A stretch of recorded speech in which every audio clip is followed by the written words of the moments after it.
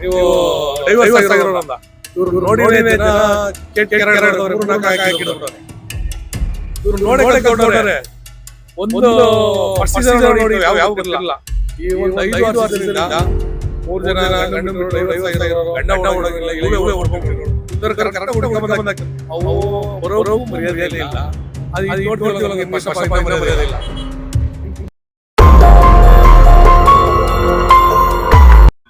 ಅಲ್ಲಿ ಯಾರು ಹೋಗಿರೋರು ಯಾರು ಬಡವರಲ್ಲ, ಸಾವುಕಾರ. ಕಳಿಸಿ ನಮ್ಮಂತ ಕೂಲಿಯವ್ರನ್ನ ಹೋಸ್ಟೆಲ್ ಹೇಳಿದೀನಿ.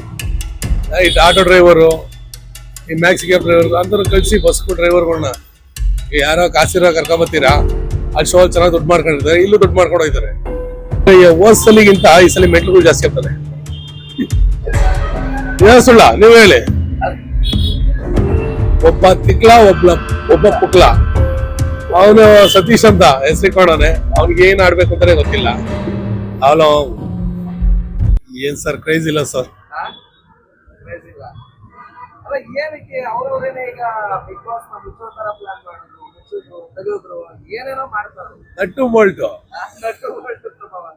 ನಟ್ಟು ಬೋಲ್ಟು ಪ್ರಭಾವ. ರಾಜಕೀಯ ಎಲ್ಲಿಂದ ಎಲ್ಲಿಗೋರು ರಾಜಕೀಯ. ಬಿಗ್ ಬಾಸ್ ಅಂದ್ರೆ ಒಂದು ಮನೋರಂಜನೆ ಅಷ್ಟೇ, ಅದ್ರ ಮೇಲೆಲ್ಲ ರಾಜಕೀಯ ತೋರಿಸ್ಬೇಕಾ?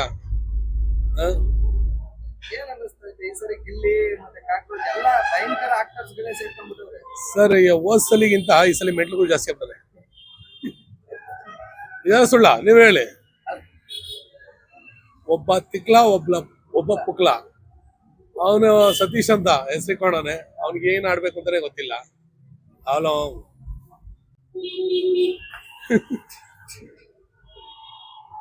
ಆಟೋ ಈ ಸ್ಟಾರ್ಟಿಂಗ್ ಸೀಸನ್ ನೋಡ್ದು, ಈ ಸೀಸನ್ ನೋಡಕ್ಕೆ ಇಷ್ಟ ಇಲ್ಲ.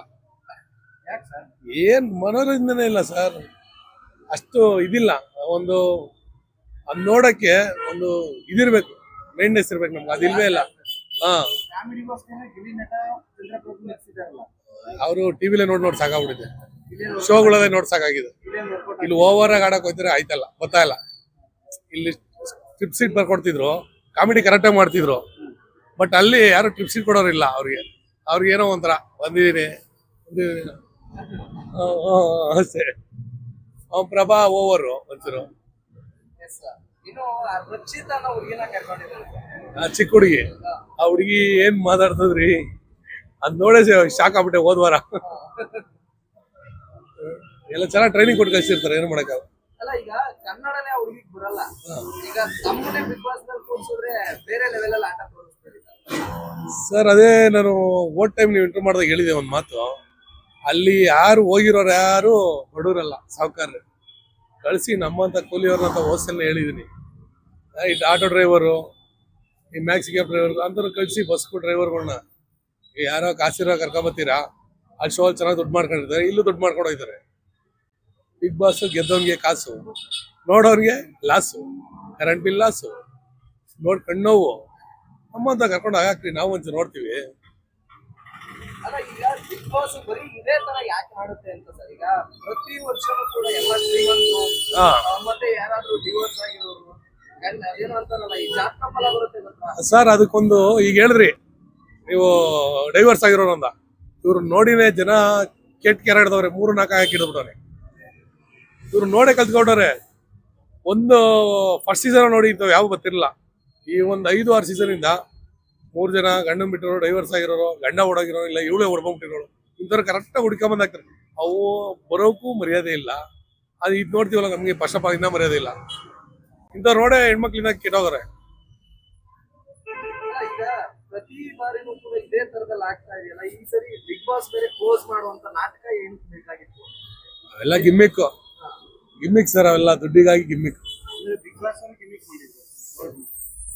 ಸರ್. ಅದೆಲ್ಲ ಲ್ಯಾಂಡ್ ಮಾಫಿಯಾ ತರ. ಅವೆಲ್ಲ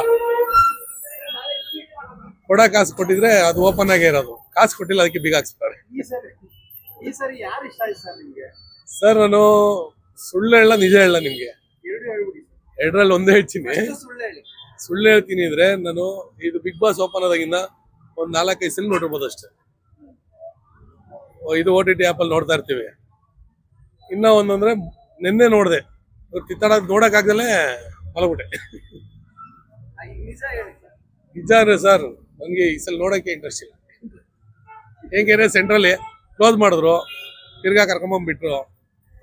ಇದು ಹೆಂಗೆ ಆಗಿದೆ ಅಂದ್ರೆ ಹನಿಮೂನ್ಗೆ ಹೋದಾಗಿದೆ. ಹನಿಮೂನ್ ಟ್ರಿಪ್ ಹಾಕೊಂಡು ಹೋಗಿದ್ರು, ಕ್ಲೋಸ್ ಮಾಡ್ಕೊಂಡು ಈಗ ಮತ್ತೆ ಬಂದಿದ್ದಾರೆ ಪ್ಯಾಕೇಜಿಂಗ್ ಟ್ರಿಪ್. 100 ಕೋಟಿ ನಾಯಿ ಇದೆ ಅಂತ ಡಾಕ್ಟರ್ ಸಾಹೇಬ್ ಬಂದಿದ್ದಾರೆ. ಅವ್ರ ಅವಶ್ಯಕತೆ ಇಲ್ಲ 100 ಕೋಟಿ ಅದನ್ನ ಸಾಕದ್ನ ಯಾವ್ದೋ ಒಂದು 4 ಸೀಮೆ ಹಸ ಸಾಕಿ ರೈತರಿವ ನಾಯಿ ಹಾಲು ಕೊಡ್ತದ? ನಾಯಿ ಒಂದು ಪ್ರಾಣಿ ಅದು ಸಾಕು. 100 ಕೋಟಿ ಕೊಟ್ಟು ಯಾಕೆ ಸಾಕ್ತೀರಾ? ಬೀದಿ ನಾಯಿ ಸಿಗಲ್ಲ, ತಗೊಂಡೋಗಿ ಸಾಕಿ. ಬ್ರೀಡ್ಗೆ ಆ ರೇಂಜ್ ಇರ್ಬೋದೇನೋ ಹಾ. ತೋರಿಸುತ್ತೆ. ಅದೇ ಚಿನ್ನ ತಿಂತದ? ಚಿನ್ನ ತಿಂತದ? ಅಲ್ಲ ಆ ಥರದ್ದು ಏನಾದ್ರು ತೋರಿಸ್ಬೋದಲ್ಲ ಹೊಸದಾಗಿ ಸರ್. ಬೀದಿ ನಾಯಿನು ಮಾಡಿ, ಬೀದಿ ಬೀದಿ ನಾಯಿ ತಗೊಂಡೋಗಿ ಸಾಕಿ ಸರ್. ಬೀದಿ ನಾಯಿ ಸ್ವಲ್ಪ ಡಿಫ್ರೆನ್ಸ್ ಇದೆ. ಡಿಫ್ರೆಂಟ್ ಇದೆ. ಅದು ಕಚ್ಚಲ್ವಾ? ನೀವ್ ಹೇಳಿದ್ದು 100 ಕೋಟಿ ಅಂದ್ರೆ 100 ಕೋಟಿ ನೀವು ಕೊಟ್ಟಿದ್ ನೀವು ನೋಡ್ರ ನಾನು ನೋಡಿದೀನ? 100 ಕೋಟಿ ಅಲ್ಲ ಅಂತೀರಾ? ಎಲ್ಲ ಹೇಳಕ್ಕೆ ಸರ್. 100 ಕೋಟಿ ಯಾ ನನ್ ಮಗ ನೋಡೋಣ ಕೊಟ್ಟಿರೋದ್ನ? ಅಲ್ಲ ಸರ್ ಎಷ್ಟು ಅದು ಟ್ಯಾಕ್ಸ್ ಕಟ್ಟೋ ನಾವು ಅಲ್ಲಿ 100 ಕೋಟಿಗೆ. ಅದನ್ನ ಓಲಿ ಅದು ಕೊಟ್ಟಿರೋದಕ್ಕೆ ಪ್ರೆಸ್ ಮೀಟ್ ಏನೋ ಮಡಗಿದ್ರ 100 ಕೋಟಿ ಕೊಟ್ಟು ತಂದೀನಿ ಅಂತ. ನಂಬಲ್ಲ 100 ಕೋಟಿ ಅಂತ. ಸುಳ್ಳು. ಅಂದ್ರೆ ಈ ಕೋಟಿಗಳು ಲೆಕ್ಕ ಇಲ್ದಂಗೆ ಆಗ್ಬಿಟ್ಟದೆ ಬಾಯಿ ಮಾತಿಗೆ. ಓಟಿ ಬಾರಲ್ಲಿ ಒಂದು ಓಟಿ, ಸೈಡ್ಗೆ ಒಂದು ಬೋಟಿ, ಇದೇ ಖಾಲಿ ಮಾತು ಅವರು. ಈಗ ಇನ್ನೊಂದು ಸರ್, ಅವನು 100 ಕೋಟಿ ಕೊಟ್ಟು ತಂದಲ್ವಾ, ಅದ್ರ ಬದಲು ಬಡವ್ರಿಗೆ ಯಾವ್ದಾನ ಒಂದು 100 ಹಸು ದಾನ ಮಾಡ್ಬೋದಾಗಿತ್ತು. ಒಂದು 10 ಹಸು ದಾನ ಮಾಡ್ಬೋದಾಗಿತ್ತಲ್ಲ. ಈ ಆ ನಾಯಿಯಿಂದ ಏನ್ ಬಂತು ಹೋಗ್ಲಿ? 100 ಕೋಟಿ ನಾಯಿಯಿಂದ ಏನ್ ಬಂತು? ಆಮೇಲೆ ಈ ಬಿಗ್ ಬಾಸ್ ಒಳಗಡೆ ಹೋಗೋರೆಲ್ಲ ಬರೀ 2,000 ಕಿಲ್ಸ್ ಆಗೋದ್ರಿಂದ ನಾವು ಫೇಮಸ್ ಆಗ್ತೀವಿ ಅನ್ನೋದು ಅದು ಏನು ಅರ್ಥ ಇಲ್ಲ. ಅದೇ ಹೇಳ್ದ ಸರ್, ಅರ್ಧ ತಿಕ್ಲು ಅರ್ಧ ಪುಕ್ಲು. ಇದು ಮಲ್ಲಮ್ಮನ ಬಗ್ಗೆ ಹೇಳಿ. ಮಲ್ಲಮ್ಮನಿಗೂ ಚೆನ್ನಾಗಿ ಟ್ರೈನಿಂಗ್ ಇದೆ, ತುಂಬಾ ಇದೆ. ತುಂಬಾ ಟ್ರೈನಿಂಗ್ ಕೊಟ್ಟಿದ್ದಾರೆ ಮಲ್ಲಮ್ಮಂಗೆ. ಅಲ್ಲ ನೀವೆಲ್ಲ ಹೇಳ್ತೀವಿ. ಆ ಅಮ್ಮ ನೆಕ್ಸ್ಟ್ ಮಲ್ಲಮ್ಮನ ಪೌಡ ತೋರಿಸ್ತಾಳೆ. ಅಲ್ಲ ಸರ್, ನೀವು ಸಾಮಾನ್ಯ ಜನಗಳನ್ನ ಕರ್ಕೊಳ್ಳಲ್ಲ ಅಂತ ಹೇಳ್ತೀರಿ. ಈ ಸಾರಿ ಬಿಗ್ ಬಾಸ್ ಅಲ್ಲಿ ಅಂತ ಸಾಮಾನ್ಯ ಮಹಿಳೆಯನ್ನ ಹುಡುಗಿನ ಕರ್ಕೊಂಡವ್ರೆ, ಅದು ಸರಿ ಇಲ್ಲ ಅಂತೀರಾ? ಅದು ಎಲ್ಲ ಕಾಸು ಮೇಲೆ ಹೋಗುದು ಸರ್. ಈಗ ಅಲ್ಲಿ ಅವ್ರಿಗೆ ಒಬ್ರು ಸೆಲೆಕ್ಟ್ ಆಗ್ಬೇಕು ಅಂದ್ರೆ ಎಲ್ಲೆಲ್ಲಿ ಕಾಸು ಕೊಟ್ಟಿರೋದು ಯಾರು ಗೊತ್ತು. ಈಗ ನಮ್ಮಂತವ್ರು ಯಾಕೆ ಕರಿಯಲ್ಲ? ನಾವು ಕಾಸು ಕೊಡಲ್ಲ, ಎಲ್ಲ ಗಿಮ್ಮಿಕ್. Assembly meeting. ಮಲ್ಲಮ್ಮನ ಪವಾಡ ಬರುತ್ತೆ ಅಂದ್ರೆ ಯಾವ ತರ ಹೆಂಗೆ ಅಂತ ಮಲ್ಲಮ್ಮ ಅಮ್ಮಾಯಿಕಿ ತರ ಇದ್ದಾಳೆ, ಅವಳು ಮುಂದೆ ಪಿಕ್ಚರ್ ಕೊಡ್ತಾಳೆ. ಈಗ ರೀಎಂಟ್ರಿ ಕೊಟ್ಟಂತ ಹುಡುಗಿ ರಚಿತಾ ಹಾ. ಸುದೀಪ್ ಅವರು ಏನ್ ಮಾಡ್ತೀವಿ ಹೋಗುವಂತ ತಕ್ಷಣ ಏನ್ ಮಾತಾಡಿ ಸರ್ ಹುಡುಗಿ ಹೇಳಕ್ಕೆ ಭಯ ಆಗುತ್ತೆ. ಎಲ್ಲ ಅಪ್ಪಟ ಕನ್ನಡನೂ ಇಲ್ಲ, ಸ್ಪಷ್ಟ ಕನ್ನಡನೂ ಇಲ್ಲ. ಎಲ್ಲಿ ಬಾಂಬೆಲ್ಲ ಎಲ್ಲ ಇರೋದಂತೆ. ಕನ್ನಡ ಕಲಿಯೋದಕ್ಕೆ ಬಿಗ್ ಬಾಸ್ ಬಂದಿದೀನಿ ಅಂತಾರೆ. ಏನ್ ಬಿಗ್ ಬಾಸ್ ಅನ್ನೋದು ಕನ್ನಡ ಇಂಗ್ಲಿಷ್ ಹೇಳ್ಕೊಂಡ್ ಕೊಡುವಂತ ಇದು ಶಾಲೆನಾ? ಶಾಲೆ ಅನ್ನೋದಕ್ಕಿಂತ English medium. English medium. English ಈಗ ಮೊನ್ನೆ ನೆಟ್ಟು ಬೋಟ್ ಹಾಕಿಸಿದ್ರಲ್ಲ, ಅವರು ಗೌರ್ಮೆಂಟ್ ಸ್ಕೂಲ್ ಅವರು, ನಮಗೆ ಕೊಡಿ, ನಾವು ಇಂಗ್ಲಿಷ್ ಮೀಡಿಯಂ ಇಂದ ಕನ್ನಡ ಮೀಡಿಯಂಗೆ ಕನ್ವರ್ಟ್ ಮಾಡ್ಕೊತೀವಿ ಅಂತ ಹೇಳಿದ್ರು. ಅದೇನೇ ನಾವು ಒಳಗೆ ಮೀಟಿಂಗ್ ಮಾಡ್ಕೊಂಡು ಮತ್ತೆ ಸಿವಿಲ್ ಸ್ಕೂಲ್ಗೆ ಬಿಟ್ಬಿಟ್ಟಿದ್ದಾರೆ, ಇಂಗ್ಲಿಷ್ ಸ್ಕೂಲ್ಗೆ. English medium. ಹಾ.